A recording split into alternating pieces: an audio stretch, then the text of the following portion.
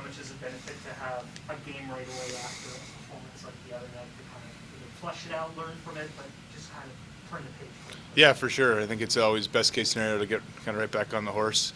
We're very disappointed with how the game went yesterday. We've talked a lot about how some of our details have slipped, and this is a good time for us to have a good game and feel good about ourselves. Sheldon talked about how a game like that can sometimes act as a wake-up call. He drew a comparison to earlier this season against Pittsburgh, what you guys were able to do following that spell of games. Do you buy the fact that you can take that and just kind of reset? Well, I think there's pressure points to every season. You're not sure when they're going to come, but every team has dips.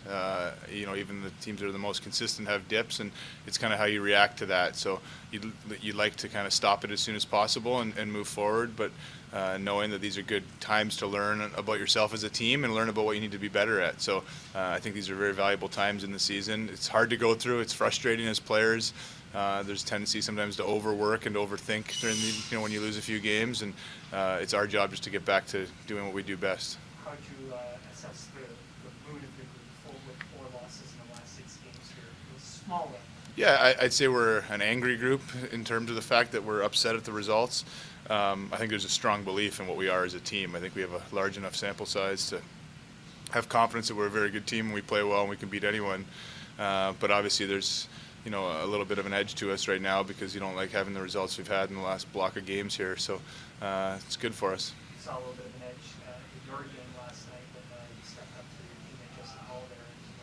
Do you feel like as we get closer to the end of the regular season, there needs to be more of an edge from the team in terms of either physicality or something that you guys kind of ranked in the later start? Well, I think the competitive level of the games, it goes up.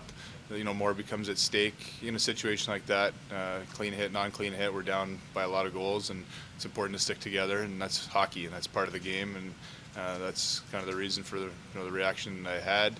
I think it is important to have team toughness and to stick together, and that's not just through fighting, that's just playing good physical hockey, and I think we have that, and it's important that we show it at times, but I think as the season goes on, the penalties become less, and the battles become more intense, and that's what makes it fun.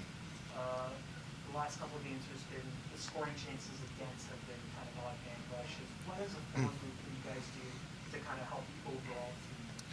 Yeah, I think if we're more predictable with where we are in terms of supporting the D, it gives them the ability to step up and make their reads easier.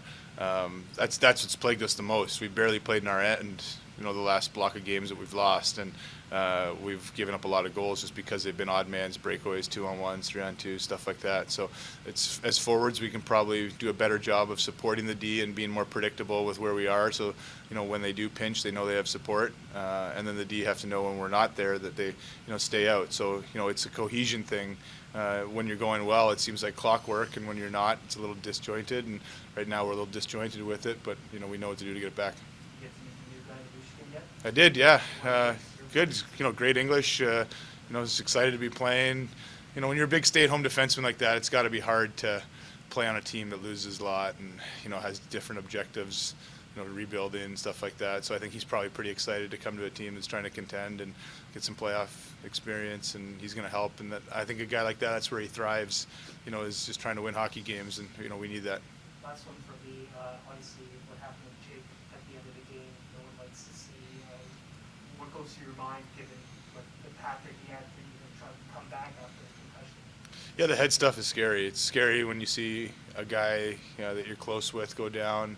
I didn't see the play live because I was in the room, but watching it, the fact that he's had a previous head injury earlier in the month, obviously I think everybody's a little more concerned because of it. But we have great doctors here, great therapists. They're going to help him get feeling good, and when he comes back, he'll be 100% ready to go. But it's scary when you see head stuff, and it definitely puts guys a little more on notice than a normal injury.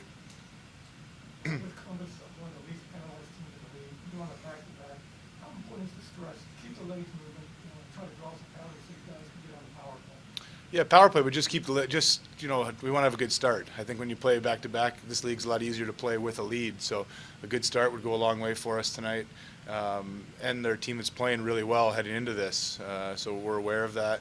We know that they've scored a lot of goals. They're clicking at a good rate. So we have to make sure that we're ready to go to start this game.